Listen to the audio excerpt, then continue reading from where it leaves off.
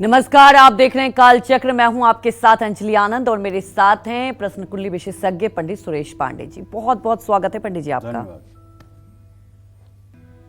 पेड़ पौधों की दूर हो जाएगी विपत्ति, पेड़ पौधों की परिक्रमा से मिल जाएगी संजीवनी। जानिए पेड़ पौधों की परिक्रमा के चमत्कार। जी हाँ, पेड़ पौधे हमारे जीवन और एनवायरनमेंट के लिए कितना अहम है ये तो हम सभी जानते हैं, लेकिन क्या आपको पता है कि इन पेड़ों की परिक्रमा से आपके जीवन में चमत्कार हो सकता है, आपका जीवन सुखी और संपन्न हो सकता है। तो कहीं मत जाइए और बने रहिए काल चक्र के साथ। इसके अलावा अगर आपका भी कोई सवाल है तो आप हमें फोन कर सकते हैं। हमारा नंबर है 0120-665-2415। तो देखिए, जैसा कि हम सब ने देखा है कि अलग अलग तरह की परिक्रमा तो बहुत से लोग करते हैं, लेकिन उनको इसके सही महत्व के बारे में शायद ही पता है।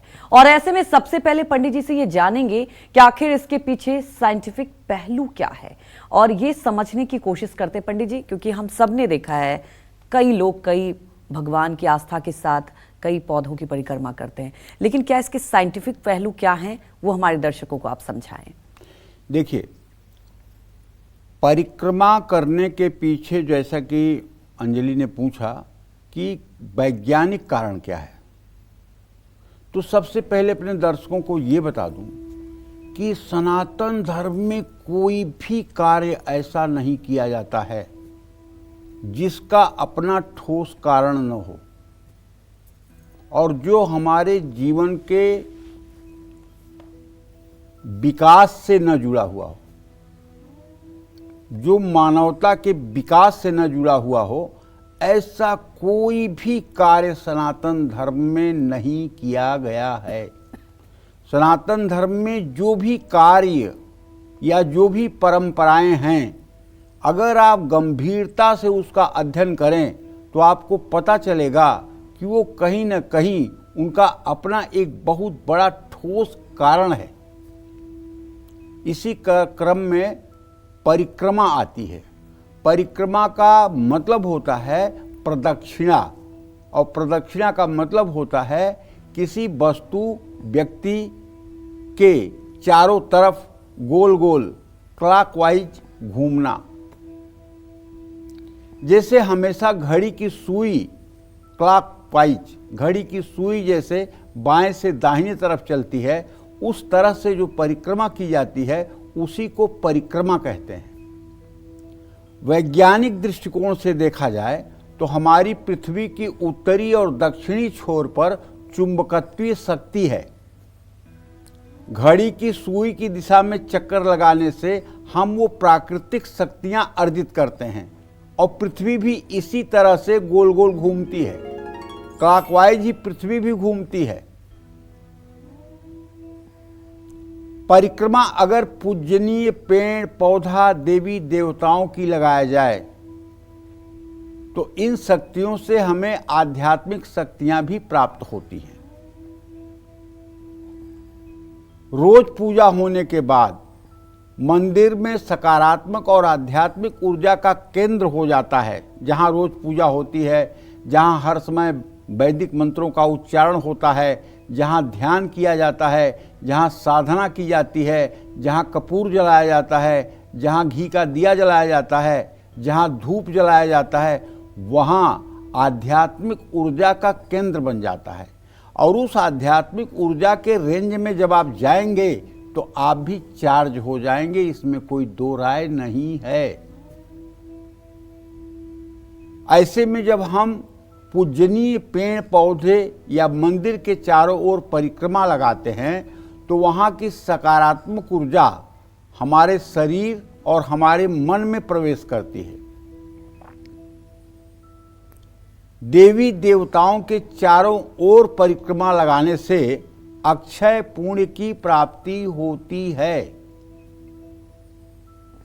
देखिए, कई बार हमने आपको बताया है कि माँ विंध्यवासिनी की आप त्रिकोण परिक्रमा करें। त्रिकोण परिक्रमा का मतलब कि माँ विंध्यवासिनी के 3 स्थान हैं विंध्याचल में। एक महाकाली का स्थान है, एक महासरस्वती का स्थान है और एक महालक्ष्मी का स्थान है। विंध्यवासिनी महालक्ष्मी का स्थान है। काली खोह में जो काली मंदिर है वो मतलब महाकाली का स्थान है। और अष्टभुजा पहाड़ी पर जो मंदिर है गुफा के अंदर वो महासरस्वती का स्थान है। इन तीनों स्थानों की परिक्रमा करके मनुष्य को वांछित फल की प्राप्ति होती है और एक सकारात्मक ऊर्जा का संचार होता है। हम आपको बताएं कि शिव जी के 2 पुत्र हैं, एक गणेश और एक स्वामी कार्तिकेय। स्वामी कार्तिकेय और गणेश में अक्सर ये होड़ होती थी कि मैं बड़ा कि मैं बड़ा, दोनों में श्रेष्ठ कौन। ना गणेश जी स्वामी कार्तिकेय को बड़ा मानने के लिए तैयार होते थे, न स्वामी कार्तिकेय गणेश को बड़ा मानने के लिए तैयार होते थे। तो शिव जी ने कहा कि ऐसा है, दोनों लोग जाइए, पृथ्वी के 7 चक्कर लगाइए, जो पहले चक्कर लगाकर आ जाएगा उसे बड़ा घोषित किया जाएगा। स्वामी कार्तिकेय अपने मयूर वाहन पे चढ़ करके और पृथ्वी का 7 चक्कर लगाने लगे और गणेश जी अपने चूहे पर चढ़ करके और शिव पार्वती का ही 7 चक्कर लगा लिए। उनका 7 चक्कर 7 मिनट में पूरा हो गया। वो आकर के बोले, पिताजी प्रणाम, हम तो आप परिक्रमा कर आए 7 बार। कहें कहाँ किए परिक्रमा? कहें आप और माता जी का कर लिए, आप ही लोग तो विश्व स्वरूप हो, विश्व में ऐसा क्या है जो आप में नहीं है? हाँ, आप तो विश्व स्वरूप हो, मैंने आपकी परिक्रमा कर डाली। उनकी बुद्धिमत्ता को सुनते हुए उन्हें अग्रदेव बनाने का भगवान शिव ने आशीर्वाद दे दिया। और तभी से ये कहावत प्रसिद्ध हो गई कि कलौ चंडी विनायकौ, कलयुग में बिना गणेश की पूजा के कोई पूजा आरंभ नहीं की जाती। चाहे सत्यनारायण भगवान की पूजा हो, चाहे कोई छोटे से छोटा आयोजन हो और चाहे बड़े से बड़ा महायज्ञ हो, भगवान गणेश की पूजा सबसे पहले की जाएगी। ये एकदम सनातन धर्म का अकाट्य सत्य है। तो एक परिक्रमा का फल तो आपने देख लिया कि परिक्रमा करके भगवान गणेश ने अग्रदेव होने की प्रतिष्ठा प्राप्त कर ली। तो आप भी अगर पूजनीय पेड़ों का, देवताओं का, गुरुजनों का अगर परिक्रमा करेंगे तो निश्चित रूप से आपको भी लाभ मिलेगा। लेकिन आज का मनुष्य देवी देवता, पेड़ पौधों की परिक्रमा कम, उन लोगों की परिक्रमा ज़्यादा कर रहा है जिससे उसे तत्काल में सहानुभूति मिले, उन्नति मिले। परिक्रमा का अब दूसरा जो शाब्दिक अर्थ है वो है प्रदक्षिणा। और सच बात यह है कि पराक्रम से ज़्यादा परिक्रमा का महत्व आज हो गया है। पराक्रम माने कि आप 8 घंटे ऑफिस में काम करते हैं, 10 घंटे काम करते हैं, पूरी मेहनत और निष्ठा से काम करते हैं, लेकिन आपको अच्छा वाला अप्रेजल या अच्छा वाला इंक्रीमेंट नहीं मिलता है। लेकिन अगर आप अपने बॉस की आगे पीछे घूमते हैं और उनकी अगर आप परिक्रमा करते हैं, उनके हाँ में हाँ मिलाते हैं, उनके हर बात में यस सर करते हैं, तो आप चिंता मत करिए, आपका अप्रेजल, इंक्रीमेंट सब कुछ होता रहेगा। तो पराक्रम से ज़्यादा परिक्रमा का आज भी महत्व है, इस बात को समझना चाहिए। जय मां विंध्यवासिनी। तो चलिए आगे चर्चा को बढ़ाएंगे, लेकिन उसके पहले जान लेते हैं मेष राशि का राशिफल। कैसी रहेगी आर्थिक स्थिति, कामकाज, रिश्ते और सेहत। देखिए, मेष राशि के जातकों को बताना चाहूंगा कि आपका राशि स्वामी मंगल आज चंद्रमा के साथ युत हो गया है। चंद्र मंगल की युति, लेकिन ये है आपके 6ठे भाव में। लेकिन आपके द्वितीय भाव का स्वामी शुक्र जब बुध के साथ 4th भाव में है और मंगल से स्नेहा दृष्टि से इत्तिसाल कर रहा है, तो बात तो पक्की है कि आज आपको पैसे का लाभ होने वाला है। कहीं न कहीं से आज आपको अच्छा धन लाभ का योग बनता हुआ दिखाई दे रहा है। लेकिन आपके वर्क प्लेस पर, चूंकि आपके 10th भाव का स्वामी व्यय भाव में है और ये व्यय भाव का स्वामी मंगल से प्रत्यक्ष बहिरा दृष्टि कर रहा है, तो ऐसे में अगर आप नौकरी करते हैं तो ऑफिस में आपको कुछ धोखा भी मिल सकता है। इसलिए पूर्ण रूपेण चैतन्य होकर के काम करें और आंख बंद करके किसी का विश्वास न करें। हाँ, यदि आप शादीशुदा हैं तो आपके वैवाहिक जीवन में खुशियां लौटेंगी। बदलते मौसम के कारण सेहत बिगड़ सकती है, सावधानी बरतें और दूसरों की बातों में आकर के कोई फैसला न लें, बल्कि अपने विवेक से भी सोचें। शनि मंदिर में तेल का दिया जलाएं। शुभ अंक आपके लिए 6 है, शुभ रंग आपके लिए सफेद है। जय मां विंध्यवासिनी। तो आगे वृषभ राशि के बारे में जानेंगे, लेकिन उसके पहले हमारे एक दर्शक जुड़ चुके हैं दिल्ली से। सुरेंद्र, आप सवाल पूछ सकते हैं पंडित जी से। पंडित जी नमस्कार। हाँ नमस्कार। पंडित जी, मेरा नाम सुरेंद्र कुमार है और डेट ऑफ बर्थ है मेरी 2/11/1970। जी जन्म स्थान है दिल्ली और समय का पता नहीं है पंडित जी। ठीक है, कोई बात नहीं, बताइए क्या पंडित जी, मेरा 15 मार्च 2024 को एक्सीडेंट हो गया था जी, जिसके कारण मेरे पैर में जो हड्डियों की समस्या उत्पन्न हो गई थी। तो एक हड्डी की समस्या मतलब इलाज चलता है तो ठीक हो जाती है, दूसरी उत्पन्न हो जाती है। मैं 1.5 साल से मतलब हॉस्पिटलों के चक्कर लगा रहा हूँ, उसमें कुछ मतलब समाधान नहीं हो रहा कुछ। देखो भैया सुरेंद्र, ऐसा है कि जो आपने प्रश्न किया है तो आपके 6ठे भाव में इस समय बुध शुक्र की स्थिति है और लग्नेश शनि जो है प्रश्न लग्न का 2य भाव में है। इसका मतलब ये होता है कि अगर आप 5 किलो चावल, 3 मीटर सफ़ेद कपड़ा और 1 बजने वाला शंख और 1 मोती की माला, 1 चांदी का सिक्का, ये किसी सुयोग्य व्यक्ति को अगर आप दान कर दें सोमवार को, तो मेरा विश्वास है कि जो भी आप दवाइयों का सेवन कर रहे हैं वही दवाइयाँ आपके लिए रामबाण बन जाएंगी और डॉक्टर का इलाज ही आपके लिए एकदम रामबाण जैसा काम करेगा और आप पूर्ण रूपेण स्वस्थ हो जाएंगे। लेकिन ध्यान रखने की बात यह है कि ये दान करने के बाद भी पूर्ण रूपेण आपको ठीक होने में अभी जहाँ तक मुझे लग रहा है कि फरवरी तक का भी समय लग सकता है। 24 फरवरी 2026 तक पूर्ण रूपेण स्वस्थ होने में समय लग सकता है, क्योंकि आपके प्रश्नकाल में जो प्रश्न लग्न है उसके आधार पर देखा जाए तो सूर्य में राहु की अंतर्दशा चल रही है जो हड्डियों के लिए दुखदायी होती है। लेकिन 24 फरवरी 2026 के बाद आप बिल्कुल ठीक हो जाएंगे और अपनी क्रिया, अपनी दैनिक दिनचर्या को करने के एकदम स्थिति में होंगे। लेकिन ये जो मैंने आपको चंद्रमा का दान बताया है, ये दान आपको करना चाहिए। हाँ, दूसरा उपाय भी आपके लिए कहना चाहूँगा, जब भी आप घर में 2 मिनट, 10 मिनट, 5 मिनट के लिए खाली रहें तो ओम हौम जूम सह, ओम हौम जूम सह भगवान शिव का ध्यान करते हुए इस मंत्र का मन ही मन जप किया करें, इससे भी आपको लाभ मिलेगा। जय मां विंध्यवासिनी। तो आगे पंडित जी से जानेंगे कि कैसे होगा चमत्कार परिक्रमा करने से और क्या नियम होने चाहिए और उसके क्या पहलू होने चाहिए। साइंटिफिक रीजन तो पंडित जी ने आपको बता ही दिया, लेकिन उसके पहले जान लेते हैं वृषभ राशि का राशिफल कैसी रहेगी। आर्थिक स्थिति, कामकाज, रिश्ते और सेहत, साथ ही क्या है आज का उपाय, शुभ अंग और शुभ रंग। वृषभ राशि के जातकों को बताना चाहूँगा कि आपका राशि स्वामी शुक्र इस समय कर्क राशि में बुध के साथ गोचर कर रहा है और आपके 10वें भाव का स्वामी शनिदेव शुक्र के साथ इत्तेसाल कर रहे हैं, जिसका सीधा मतलब निकलता है कि पैतृक संपत्ति मिलने का योग बना हुआ है। अगर आप नौकरी करते हैं तो ऑफिस में आपको नई जिम्मेदारियां मिल सकती हैं।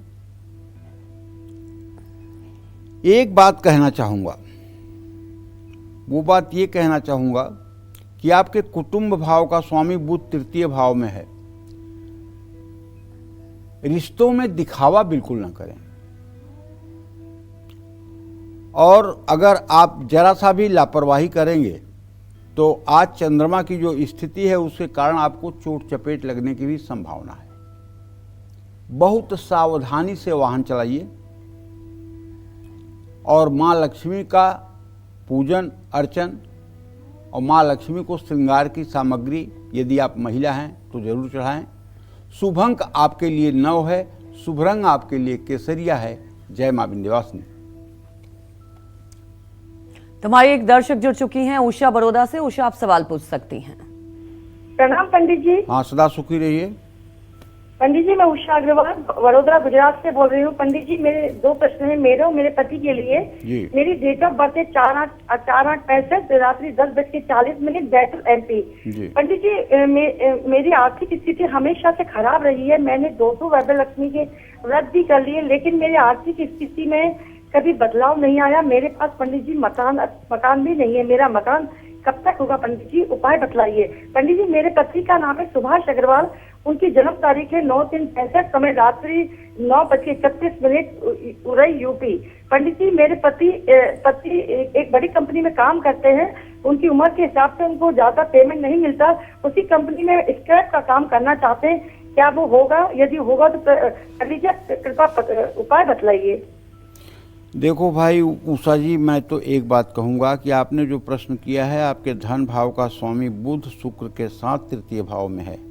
आपके जीवन में उतना ही लक्ष्मी की कृपा है जितने से आपका जीवनचर्या या आपकी जिम्मेदारी पूरी होती है। अगर आप चाहती हैं कि लक्ष्मी की अगाध कृपा आपके ऊपर हो और सारी कुछ परिस्थिति बदल जाए, तो देखिए, एक तो इस समय आप 60 साल की हो गई हैं। ऐसे में 60 साल की उम्र के बाद जो ग्रह होते हैं, जो भाग्योदयकारी ग्रह होते हैं, उनका प्रभाव उतना जीवन पर नहीं पड़ता है जितना पड़ना चाहिए। तो आपको मैं एक बात बताना चाहूँगा कि भले ही आपने वैभव लक्ष्मी के व्रत किए हैं, लेकिन आपको नित्य श्री सूक्तम के 16 मंत्रों का 16 बार सुबह 16 बार शाम को जप पाठ करना चाहिए। अगर आपको संस्कृत नहीं पढ़ना आता उषा जी, तो आप अपने YouTube में श्री सूक्तम चलाइए और किताब देख करके सीखिए। ज़्यादा से ज़्यादा 1 महीने 15 दिन के अंदर आप सीख जाएंगी। और उसके बाद अपने घर में एक स्फटिक का श्री यंत्र ले आइए और उसकी रोज़ पूजा करिए। उसको जल से, दूध से, दही से, घी से, शहद से श्री यंत्र का स्नान करा के दक्षिणावर्ती शंख से शुद्ध जल से धोकर एक चांदी या पीतल की कटोरी में लाल कपड़ा बिछाकर उस पर श्री यंत्र स्थापित करके और उस पर कलावा लगा करके हल्दी, अक्षत, रोली, सिंदूर डालकर लाल फूल से श्रृंगार करके और खूब बढ़िया धूप दीप जलाकर उनके लिए काजू किशमिश मिश्री का भोग लगाइए और एक छोटी सी चांदी या पीतल की गिलास में पानी रखिए और उसके बाद कपूर से आरती करिए। ये नियम आप अपना लीजिए। अगर ये नियम आप अपना लें तो मुझसे गारंटी लिखवा लें कि 2.5 साल के बाद, 30 महीने के बाद आपका घर भी होगा, आपकी आर्थिक स्थिति भी अच्छी होगी और आपका बुढ़ापा भी सुखमय व्यतीत होगा। दुनिया की कोई ताकत नहीं है कि जो आपको लक्ष्मी की कृपा से वंचित कर दे, लेकिन तपस्या करना पड़ेगा, साधना के पथ पर जाना पड़ेगा। और जहाँ तक आपने अपने पति के बारे में उषा प्रश्न पूछा है, तो मैं बताना चाहूँगा कि देखो, आपके पतिदेव बहुत अच्छे इंसान हैं, लेकिन भाग्य इनका जो है मध्यम श्रेणी का है।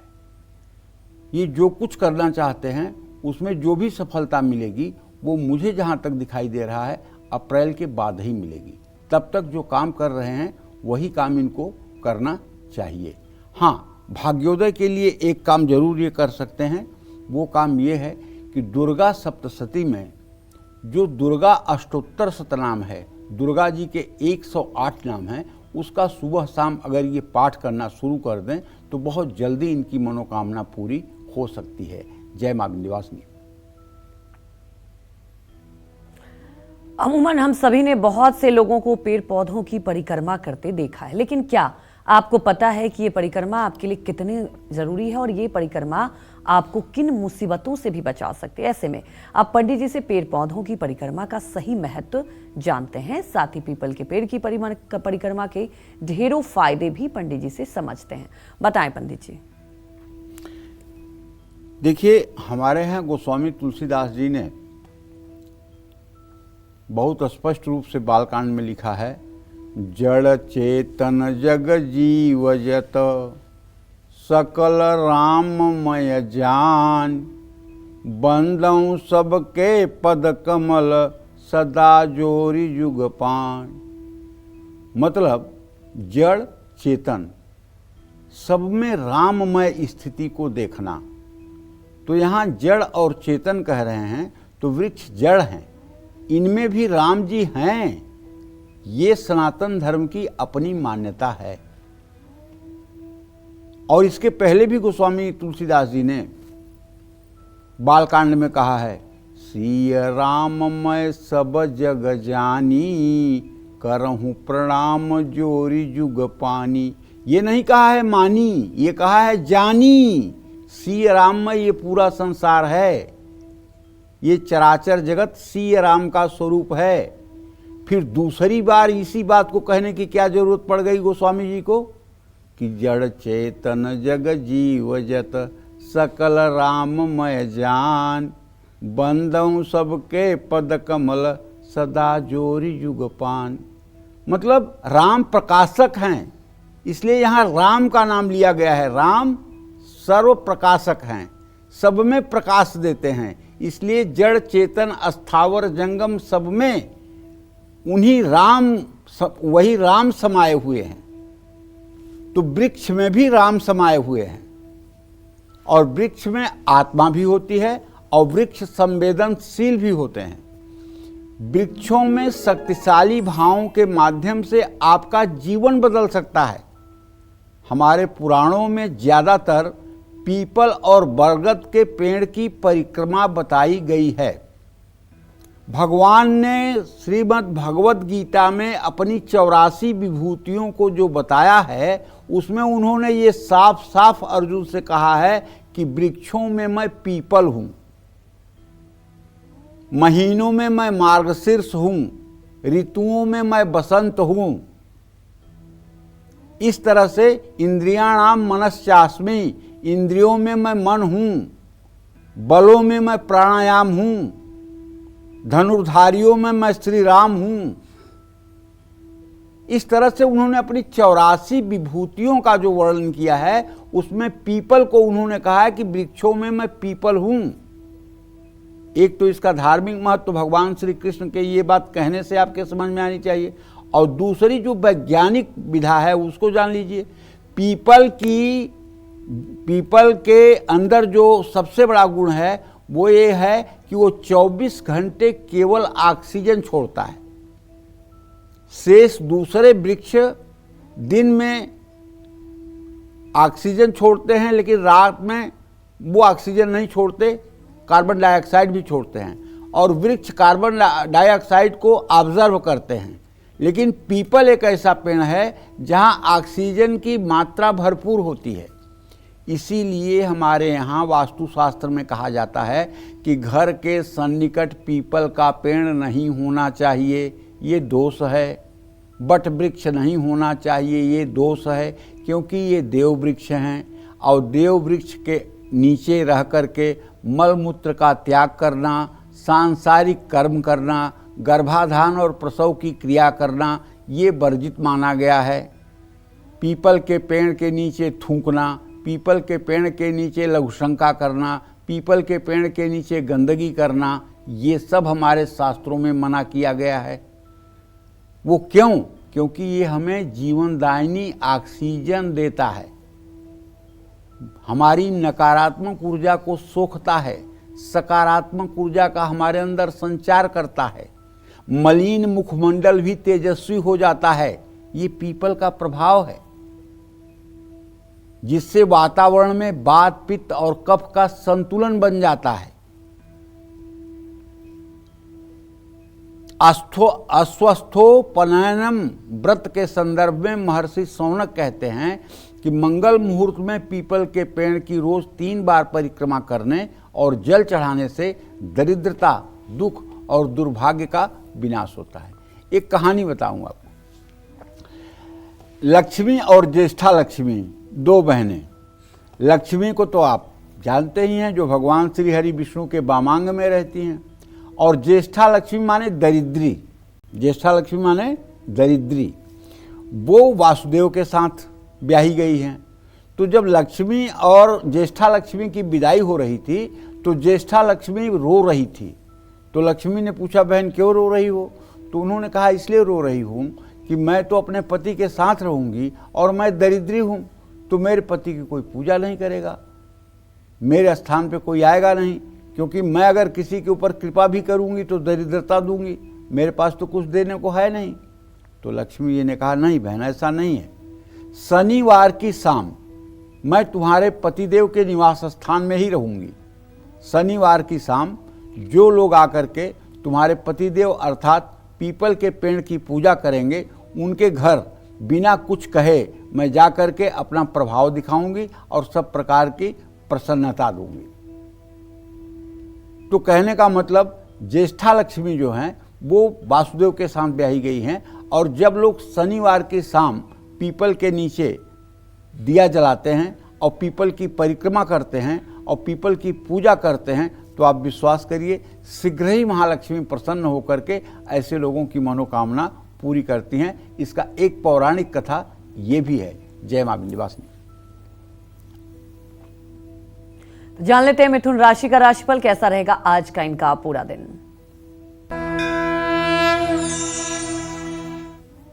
देखिए, मिथुन राशि के जातकों को बताना चाहूंगा कि आपके राशि में बृहस्पति की स्थिति है। आपके नवम भाव का स्वामी चतुर्थ दशम से शनि इत्थसाल कर रहा है। भाई ध्यान दीजिएगा, किसी यात्रा पर धनहानि हो सकती है, बहुत सावधानी पूर्वक यात्रा करिएगा, अपनी कीमती चीजों से सावधान रहिएगा। एकदम ओवर कॉन्फिडेंस आपको नुकसान दे सकता है, बात सोच समझ लीजिए यात्रा करने के पहले। और आज आपको चाहिए, मेरा सुझाव आपके लिए ये है कि शनि चंद्रमा आमने सामने हैं, इसलिए अपनी योजनाओं को दूसरों को मत बताइए। जो भी आपको करना है उसे आप शांत तरीके से बिना शोरगुल किए करिए। रिश्तों में पुरानी बातों को बार बार न दोहराएं। आज बिना कारण मन में उदासी हो सकती है। गाड़ी चलाते समय थोड़ा सतर्क रहिएगा। गणेश जी को लड्डू और दुर्वा अर्पित करके घर से निकलिएगा। शुभ अंक आपके लिए 5 है। शुभ रंग आपके लिए ग्रे है। जय मां विंध्यवासिनी।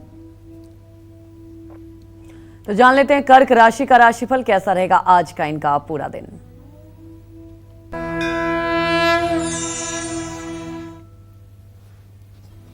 देखिए, कर्क राशि में बुध और शुक्र की स्थिति है। बुध आपके व्यय भाव का स्वामी है। वाहवाही में आकर के और किसी के चढ़ावे में आकर के अपना बजट मत बिगाड़िए।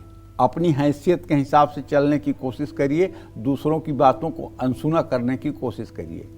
और यदि ऑफिस में आपसे कोई गलती हो गई है और आपकी गलती को लोग बता रहे हैं, तो आपको अपने गलती को एक्सेप्ट करने में कोई बुराई नहीं है। अपने बच्चों के साथ संगति पर गंभीरता से ध्यान दें। सिरदर्द की समस्या हो सकती है। कानूनी नियमों को ध्यान में रख करके ही कोई काम करें। ओम घृणी सूर्याय नमः इस मंत्र का जप करें। शुभ अंक आपके लिए 5 है। शुभ रंग आपके लिए नीला है। जय मां विंध्यवासिनी। नेगेटिव एनर्जी, बीमारियां और किसी भी तरह का संकट आपके घर में ना आए, इसके लिए आपको किन 3 पेड़ों की सही नियम और तरीके से परिक्रमा करनी चाहिए, यही आज बता रहे हैं आपको पंडित सुरेश पांडे जी। अपनी चर्चा को आगे बढ़ाते हुए बात कर लेते हैं उस पेड़ की जिसकी परिक्रमा करने से चारों दिशाओं की नेगेटिव एनर्जी दूर हो जाएगी। साथ ही आप हमेशा मेंटली स्ट्रांग रहेंगे। किसी भी तरह का संकट आपका कुछ नहीं बिगाड़ पाएगा। कौन सा है वो पेड़, आइए जान लेते हैं पंडित जी से। बताएं पंडित जी। अब देखिए, हम बट वृक्ष की बात कर रहे हैं। हमारे यहाँ सनातन धर्म का जो लोगो है ना, वो बट वृक्ष के ही आकार का है। बट वृक्ष की खासियत जान लीजिए कि सबसे ज्यादा ये दीर्घजीवी वृक्ष है। अगर आपको कभी नैमिषारण्य जाने का अवसर प्राप्त हुआ है, तो वहां आपने देखा होगा वेदव्यास की जो तपस्थली है, जहां वेदव्यास ने 18 महापुराणों की रचना की, जहां से उन्होंने महाभारत की रचना की, वहां पर एक बट वृक्ष है जिसको पर्यावरण विभाग के लोगों ने ये सर्टिफिकेट दिया है कि ये वृक्ष 5100 साल पुराना है। वहां पर बोर्ड लगा हुआ है कि सरकार से मान्यता प्राप्त अनुसंधान केंद्र के द्वारा ये प्रमाणित किया जाता है कि ये वृक्ष 5100 वर्ष पुराना है। आप सोच के देखिए, 5100 वर्ष किसी वृक्ष की आयु हो, ये अपने आप में कम नहीं है। एक बात। दूसरी बात आपको बताऊंगा, इस साल आप कुंभ में जरूर गए होंगे। प्रयागराज में त्रिवेणी में स्नान करने, लेकिन चूंकि भीड़ इतना ज़्यादा थी, 72 करोड़ जनता वहाँ गई थी, इसलिए हो सकता है आपने बटवृक्ष का दर्शन न किया। संगम से पश्चिम तरफ किला के पीछे हिस्से में, जो किला है उसके पिछले हिस्से में एक बटवृक्ष है। उस बटवृक्ष के बारे में कहा जाता है कि वो बटवृक्ष पांडव कालीन है। वो बटवृक्ष कम से कम 6000 वर्ष पुराना है। ये दो तो ऐसे स्थान हैं जिसे आज भी आप देख सकते हैं। अगर आप कुंभ के अलावा कभी संगम में स्नान करने जाते हैं तो आपको उस वटवृक्ष का दर्शन जरूर करना चाहिए, क्योंकि वो वटवृक्ष सब प्रकार की मनोकामनाओं को पूर्ण करने वाला है और 6000 वर्ष पुराना वो वटवृक्ष है। संगम का महत्व तो आपने बहुत पढ़ा होगा। प्रभु श्री राम भी जब जाते हैं भरद्वाज आश्रम में तो पहले संगम का महत्व उसमें आता है। भरत जी जब जाते हैं तो संगम तीर्थराज प्रयाग से एक ही चीज मांगते हैं, धर्म न अर्थ न काम रुचि पद न चाहूं निर्वाण, जन्म जन्म रति राम पद यह वरदान नयान।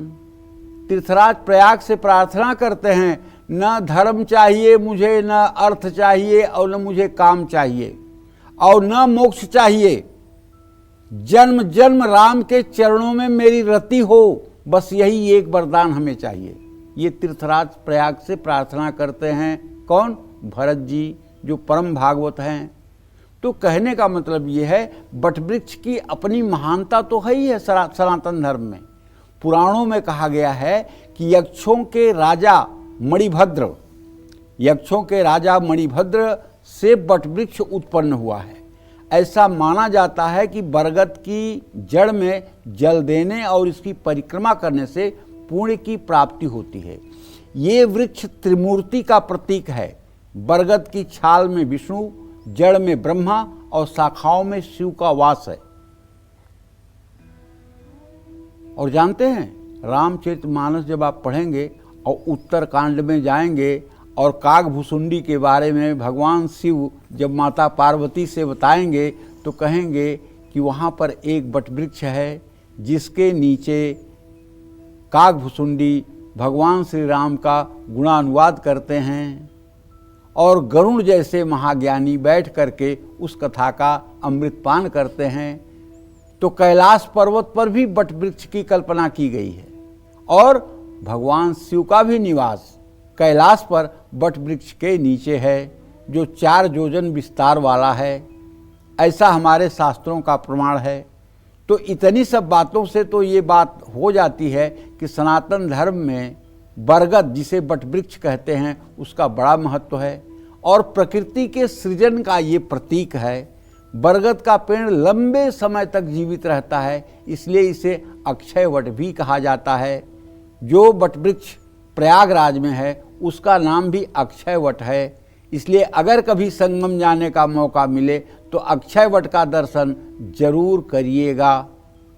बरगद के पेड़ की छाया सीधे मन पर प्रभाव डालती है और मन को सकारात्मक ऊर्जा से सराबोर कर देती है। ऐसे में बरगद के पेड़ की परिक्रमा करने से मन और शरीर दोनों शुद्ध होता है, सेहत अच्छी रहती है, मन प्रसन्न रहता है, खिल जाता है जीवन। वटवृक्ष के नीचे ही बैठ करके वेदव्यास ने महाभारत और पुराणों की रचना की, जो आज भी सनातन धर्म के धर्म प्राण हैं। जय मां विंध्यवासिनी। आगे चर्चा को बढ़ाएंगे, लेकिन उसके पहले जान लेते हैं सिंह राशि का राशिफल कैसा रहेगा आज का इनका पूरा दिन। सिंह राशि में स्वगृही सूर्य तो है लेकिन केतु के साथ है। ऐसे में अगर देखा जाए तो हम ये कह सकते हैं कि आपके द्वितीय भाव का स्वामी व्यय भाव में है और द्वितीय भाव में आपके चंद्रमा मंगल की युति है। कहने का आशय हमारी ये है कि धन की आवाजाही सामान्य रहेगी, जैसे रोज के दिनों में रहती है वैसे ही रहेगी, कोई चमत्कार उमत्कार नहीं होने वाला है। नौकरी और कारोबार दोनों में अपने टारगेट को आप न भूलें, अपने लक्ष्य से आप न भटकें और अगर विवाहित हैं तो थोड़ा सा रिश्तों में तनाव महसूस होगा, इसको ठीक करने की कोशिश करें। और यदि आपकी उम्र 65 साल से ज़्यादा है तो घुटनों का दर्द भी आपको परेशान कर सकता है। जीवन में नकारात्मक बातों को सोचने में समय न गंवाएं। गुड़ और मिश्री मिला करके पीतल या स्टील के लोटे से जल चढ़ाएं। शुभ अंक आपके लिए 6 है। शुभ रंग आपके लिए पीला है। जय मां विंध्यवासिनी। तो तुलसी पर जल चढ़ाना और तुलसी का सेवन करना कितना चमत्कारी है, इस बारे में तो पंडित जी आपको बहुत बार बता चुके हैं, लेकिन तुलसी की परिक्रमा आपके लिए कितने फायदेमंद साबित हो सकती है ये भी जान लेते हैं पंडित जी से। बताएं पंडित जी। देखिए, तुलसी का पौधा सिर्फ एक पौधा नहीं है, बल्कि तुलसी का पौधा सुख, संपदा, धन, ज्ञान, विवेक और स्वास्थ्य का उत्तम खजाना है। तुलसी को जल चढ़ाकर उसकी परिक्रमा करने से सेहत के लिए बहुत फायदा होता है। तुलसी में औषधीय गुण हैं। तुलसी में जल चढ़ाकर और उसकी परिक्रमा करने से तुलसी के आसपास की सकारात्मक और दैवीय शक्ति प्राप्त होती है। एक बात बताऊं आपको, भारतवर्ष में आज के 40-50 साल के पहले जब घर बनते थे तो घर ऐसे बनते थे जिसमें बीच में आंगन होता था। आंगन के चारों तरफ कमरे होते थे और बीच में आंगन होता था जिसमें ऊपर खुला आकाश होता था। और उस आंगन के मध्य बीचों बीच एक तुलसी का पौधा लगाया जाता था और जिसका नित्य महिलाएं पूजन करती थी और परिक्रमा करती थी। तुलसी का जो पॉजिटिव रेडिएशन है वो पूरे घर को आह्लादित और आनंदित करता था। लेकिन अब लोगों की जीवन शैली बदली है। अब घरों में आंगन नहीं बन रहे हैं। अब घर का नया डिजाइन हो गया है। अगर वास्तुशास्त्र की कल्पना के आधार पर घर का निर्माण किया जाए तो आज भी आंगन बनाने की परंपरा वास्तुशास्त्र के हिसाब से है और आंगन हर समय चंद्रवेदी होना चाहिए, न कि सूर्यवेदी होना चाहिए। ये सूर्यवेद वो है जिसकी लंबाई पूर्व पश्चिम ज़्यादा हो, चौड़ाई उत्तर दक्षिण कम हो, वो सूर्यवेदी स्थान होता है। और जिसमें उत्तर दक्षिण लंबा हो, पूर्व पश्चिम कम चौड़ा कम लंबा हो, वो चंद्रवेदी होता है। आंगन हर समय चंद्रवेदी होना चाहिए। आंगन कभी सूर्यवेदी नहीं होना चाहिए। केवल बगीचा सूर्यवेदी होगा। अगर आपका मकान ऐसा है कि जो पूर्व पश्चिम लंबा है और उत्तर दक्षिण कम लंबा है तो आप खूब मेहनत करके देख लीजिए, उसमें उतनी उन्नति तो आप नहीं प्राप्त कर सकते जितना प्राप्त करना चाहिए। तो कहने का मतलब ये है कि पहले हमारे यहाँ तुलसी प्राणों की तरह हर आंगन में होती थी, लेकिन अब भी जो लोग तुलसी के पौधे को अपने घर के ईशान कोण में स्थापित कर लेते हैं, गमले में ही स्थापित कर लेते हैं, और जिस घर की महिलाएं रोज तुलसी मैया की पूजा करती हैं और तुलसी के पास बैठ करके ओम नमो भगवते वासुदेवाय मंत्र का जप करती हैं, तुलसी के सामने घी का दिया जलाती हैं, मैं दावे के साथ कहता हूँ ऐसे घर की महिलाओं को देखने से दुर्भाग्य दूर हो जाता है। ये साक्षात लक्ष्मी होती हैं जो तुलसी की पूजा करती हैं। ये कोई सामान्य नारी नहीं होती हैं। तुलसी की पूजा करने वाली स्त्रियां सामान्य नहीं होती हैं। इनमें साक्षात लक्ष्मी निवास करती हैं और ये जिस घर में रहती हैं उस घर का अभ्युदय उत्थान होता है। जब तक तुलसी को जल नहीं चढ़ा लेती, जब तक तुलसी की पूजा नहीं करती, तब तक अन्न ग्रहण नहीं करती हैं और अशौच अवस्था में तुलसी का स्पर्श नहीं करती हैं। शुद्धता के साथ तुलसी के नीचे रोज शाम को घी का दिया जलाती हैं। तो कहने का मतलब हमारे शास्त्रों में एक तो तुलसी का ये महत्व है कि भगवान श्री हरि विष्णु की चाहे जितनी आप पूजा कर लीजिए, चाहे जितना पुरुषोत्तम के मंत्रों को आप पढ़ लीजिए, चाहे जितना ओम नमो भगवते वासुदेवाय आप कर लीजिए, लेकिन यदि तुलसी का पत्ता उन्हें अर्पित नहीं किया गया तो पूजा अधूरी है। ये शास्त्र कहता है, ये मैं नहीं कह रहा हूं, ये शास्त्र कहता है। जब तक श्री हरि विष्णु कृष्ण, राम, इनकी पूजा में, हनुमान, इनकी पूजा में जब तक तुलसी नहीं समर्पित होगी तब तक पूजा अधूरी है, पूजा पूर्ण नहीं होगी। जब श्री हरि अधूरे रह जाते हैं जिसके अभाव में, तब उस तुलसी के बारे में ये तुच्छ मानव मुझ जैसा तुलसी का वर्णन क्या कर पाएगा? आप सोच के देखिए। इसलिए अगर आपके घर में भी तुलसी नहीं है तो मैं आपसे कहना चाहूँगा कि आपको अपने घर में तुलसी ईशान कोण में जरूर लगाना चाहिए और घर की महिलाओं को चाहिए कि वो तुलसी मैया की पूजा जरूर करें। जय मां विंध्यवासिनी। तो जान लेते हैं कन्या राशि का राशिफल। कैसी रहेगी आर्थिक स्थिति, कामकाज, रिश्ते और सेहत? चलिए, कन्या राशि में चंद्र और मंगल की युति है। धन भाव का स्वामी शुक्र एकादश भाव में है।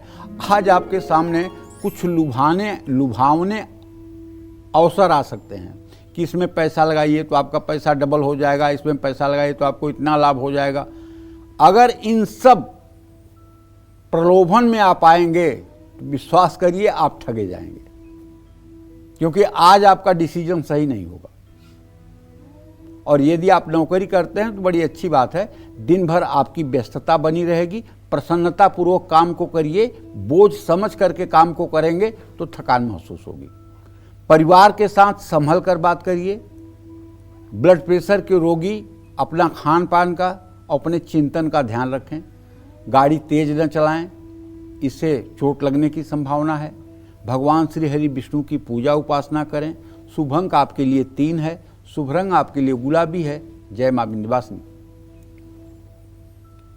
तो आगे ये समझते हैं कि क्या नंगे पैर और गीले कपड़ों के साथ परिक्रमा करना ज्यादा फायदेमंद होता है, ये पंडित जी से जानते हैं। बताएं पंडित जी।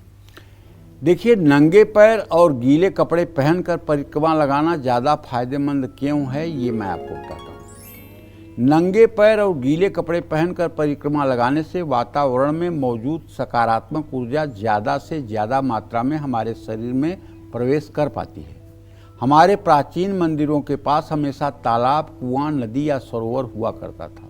इसीलिए हमारे यहाँ परंपरा है कि कपड़े भले सूखे हों लेकिन नंगे पैर ही परिक्रमा करना चाहिए। हाँ, जैसे विंध्यवासिनी की परिक्रमा है और वो 9 किलोमीटर की परिक्रमा है, उस परिक्रमा को अच्छे तरह से सुयोग्य तरीके से करना चाहते हैं तो नंगे पैर करना चाहिए।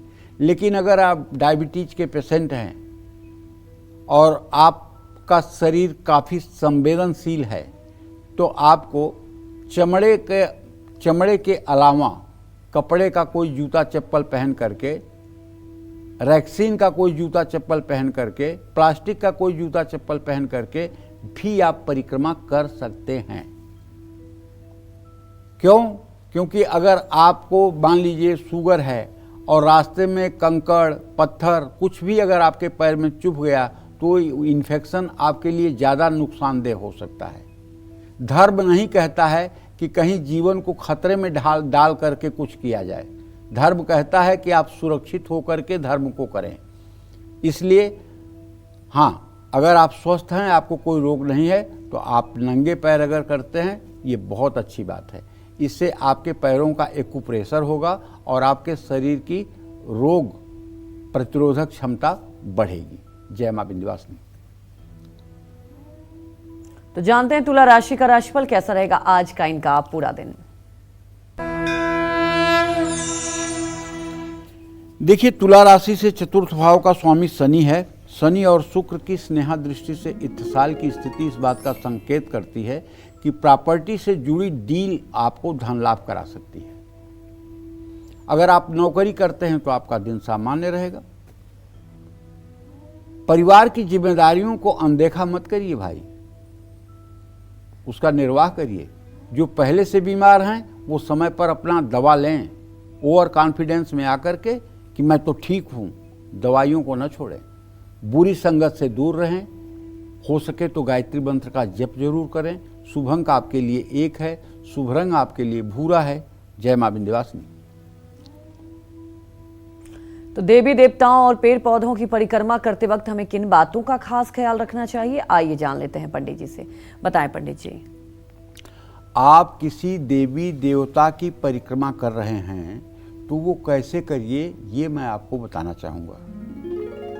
दैवी शक्ति के आभा मंडल की गति दक्षिणावर्ती होती है, माने क्लॉकवाइज। यही कारण है कि दैवी शक्ति का तेज और बल पाने के लिए आपको परिक्रमा के दाएं हाथ से परिक्रमा करनी चाहिए। ऐसी प्रतिमा की अगर आप बाएं दिशा की ओर से परिक्रमा की जाती है तो इसका विपरीत प्रभाव मिलेगा, निगेटिव, क्योंकि दैवी शक्ति का तेज और बल दाहिने हाथ से होता है। लेकिन जब परिक्रमा बाएं हाथ से की जाए या उल्टी परिक्रमा की जाए, दैवी शक्ति और आपकी आंतरिक शक्ति के बीच विरोधाभास पैदा हो जाता है, जिससे आपकी अपनी शक्ति और तेज का ह्रास होने लगता है। परिक्रमा करते समय मन चंचल नहीं होना चाहिए। परिक्रमा करते समय आप जिस देवी देवता की परिक्रमा कर रहे हैं उनके मंत्रों का मन में अगर उच्चारण करते रहें और उन देवी देवता का चिंतन करते रहें तो शायद आपकी परिक्रमा कल्प वृक्ष की तरह फलदायी होगी। मन में मंत्र जप या नाम जप करते रहना चाहिए। परिक्रमा करने का अपने आप में बड़ा महत्व है, इसमें कोई दो राय नहीं है। अरे देवी देवताओं की परिक्रमा का तो अद्भुत नज़ारा है ही है। मैं आपको बताऊं, कभी कभी आप किसी ऐसे व्यक्ति से मिलते होंगे कि आप उस व्यक्ति से मिलने के बाद न तो आप उसका मिलन कभी भूल पाते होंगे और आपको इतनी खुशी मिलती होगी कि जैसे मतलब कि आपको बहुत कुछ मिल गया है। क्यों? क्योंकि ऐसा तभी आपको महसूस होगा, उस व्यक्ति से महसूस होगा जिसका आभा मंडल बहुत अच्छा होगा, जिसकी सोच सकारात्मक होगी, जो नकारात्मक सोचता नहीं होगा, जो सकारात्मक और दूसरों के कल्याण के लिए चिंतन करता होगा, जो लोगों के कल्याण के बारे में सोचता होगा, जो अपने स्वार्थ के लिए तुच्छ कार्य नहीं करता होगा, उससे मिलने के बाद आपको सुखानुभूति होगी। गोस्वामी जी यही तो लिखते हैं, मिलत एक दारुण दुख देही, बिछुरत एक प्राण हरि लेही। कुछ लोग ऐसे हैं कि जब मिलते हैं तब दारुण दुख देते हैं। मतलब आप नहीं चाहते हैं कि ऐसे व्यक्ति से मिलें, लेकिन मुलाकात हो जाती है तो मन को बहुत दुख होता है कि कब हटे यहाँ से।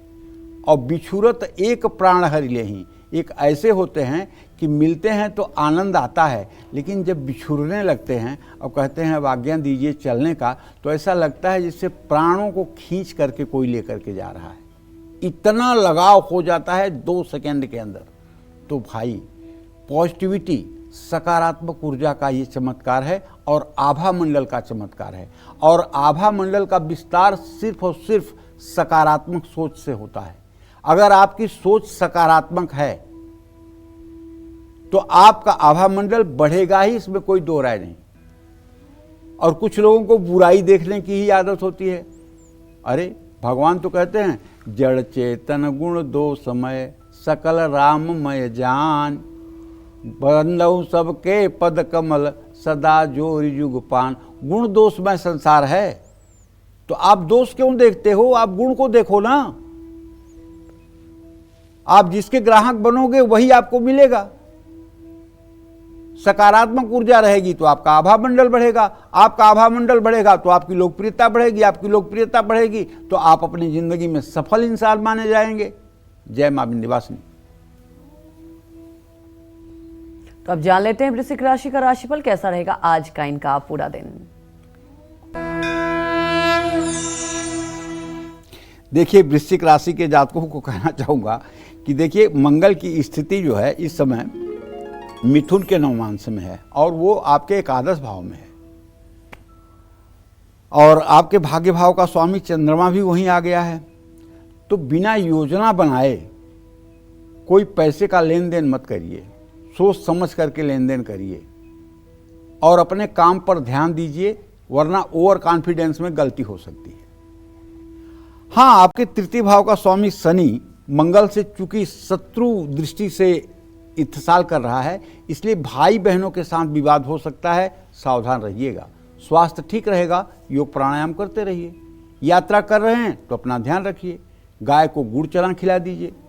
शुभ अंक आपके लिए 8 है, शुभ रंग आपके लिए नारंगी है, जय मां विंध्यवासिनी। चलिए बात कर लेते हैं धनु राशि की। क्या कहता है धनु राशि का राशिफल, कैसा रहेगा आज का इनका पूरा दिन, आइए जानते हैं। देखिए, आपको एक बात कहना चाहूँगा कि भले ही आपका राशि स्वामी बृहस्पति मिथुन राशि में स्थित होकर के आपके राशि को पूर्ण दृष्टि से देख रहा है, लेकिन आपके धन भाव का स्वामी शनि चतुर्थ भाव में बैठ करके और अपनी दृष्टि से शनि चंद्रमा दोनों को प्रभावित कर रहा है। अगर आप थोड़ा सा भी किसी लालच में आ जाएंगे तो ऑनलाइन फ्रॉड के आप शिकार हो जाएंगे। विश्वास करिए, अच्छे अच्छे बुद्धिमान लोग दूसरों के झांसे में आ जाते हैं। तो ऑनलाइन किसी भी फ्रॉड से बचने की हर कोशिश करिए। कारोबार में अनावश्यक बदलाव मत करिए। और मन की अगर कोई बात है तो उसको सार्वजनिक करने में बहुत अच्छाई नहीं है। आंखों से जुड़ी कुछ समस्या हो सकती है। जल्दबाजी में कोई फैसला न लें। किसी भूखे व्यक्ति को भोजन कराएं।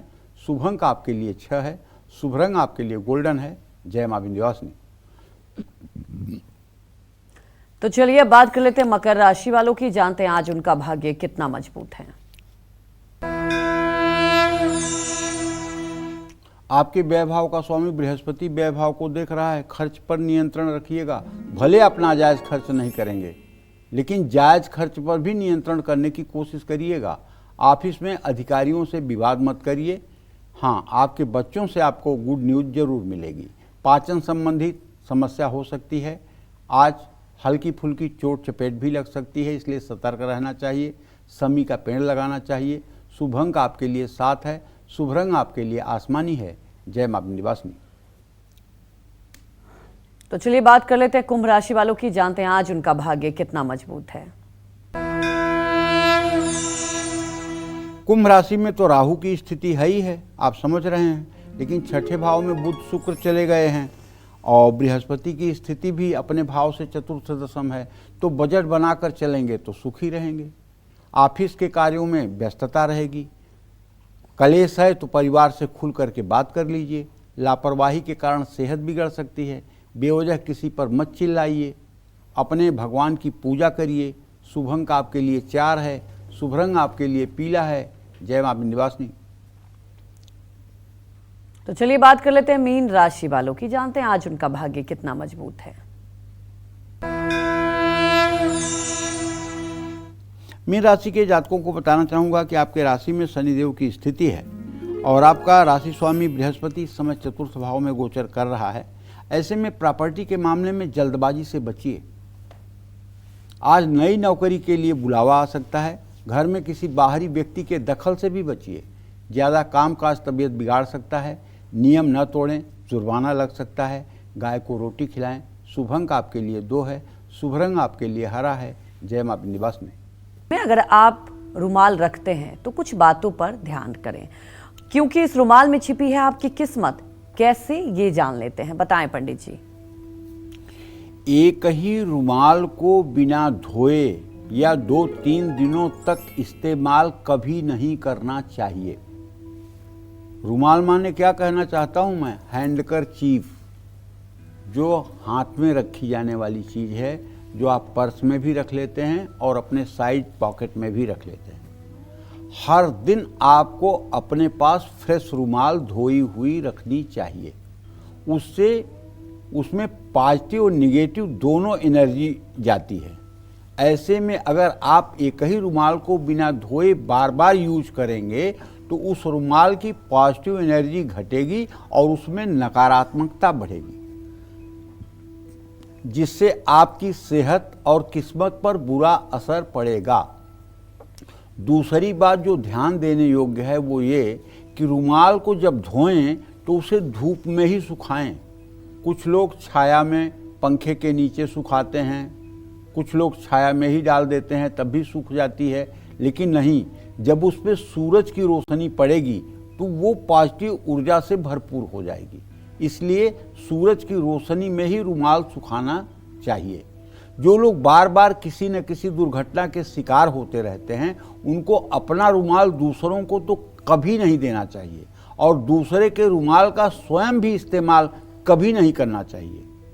जो रुमाल पुराने हैं, खटे फटे हैं या जिन रुमाल पर बहुत ज़्यादा डिजाइन है, ऐसे रुमाल अपने पास बिल्कुल नहीं रखने चाहिए। रुमाल का खो जाना शुभ नहीं माना जाता है। ये संकेत होता है कि भविष्य में आपको कोई बीमारी घेर सकती है। जय मां विंध्यवासिनी। पंडित जी, हमारे दर्शकों को जल्दी से बता दें, जैसा कि आपने कहा कि बहुत ज़्यादा डिजाइन नहीं होना चाहिए, तो किस कलर का ज़्यादा इस्तेमाल करना चाहिए रुमाल अगर करते हैं तो? देखिए, मेरे समझ से 100 में लोगों को जी। सफेद रंग का रुमाल यूज करना चाहिए। उसमें बॉर्डर हो सकता है, लेकिन उस पे कोई प्रिंट नहीं होना चाहिए जी। और हल्के किसी रंग का रुमाल आप यूज कर सकते हैं। काला और लाल रंग का रुमाल वर्जित है। काला और लाल रंग का रुमाल, ब्लू रंग का रुमाल नहीं यूज करना चाहिए। जी। हल्के पीले रंग के रुमाल भी यूज किए जा सकते हैं। सफेद रंग के, क्रीम कलर के रुमाल आप यूज कर सकते हैं। पिंक कलर के भी रुमाल आप यूज कर सकते हैं। जी। और अगर आप चाहें तो मतलब हल्के कलर के रुमाल कोई भी आप यूज कर सकते हैं, लेकिन उस पे चारों तरफ बॉर्डर बना हुआ हो, यहाँ तक तो ठीक है, लेकिन बीच में कुछ ना बना हुआ हो, इस बात का ध्यान रखना। जी पंडित जी, हमारे दर्शकों को आपने इतनी महत्वपूर्ण जानकारी दी, आपका बहुत बहुत धन्यवाद। उम्मीद यही करते हैं कि आपको भी आज का हमारा विषय बहुत पसंद आया होगा। कल फिर एक नए विषय और आपकी परेशानियों को दूर करने के लिए ढेर उपाय लेकर आएंगे हम पंडित सुरेश पांडे जी के साथ। तब तक कालचक्र की पूरी टीम को अनुमति दीजिए और नमस्कार।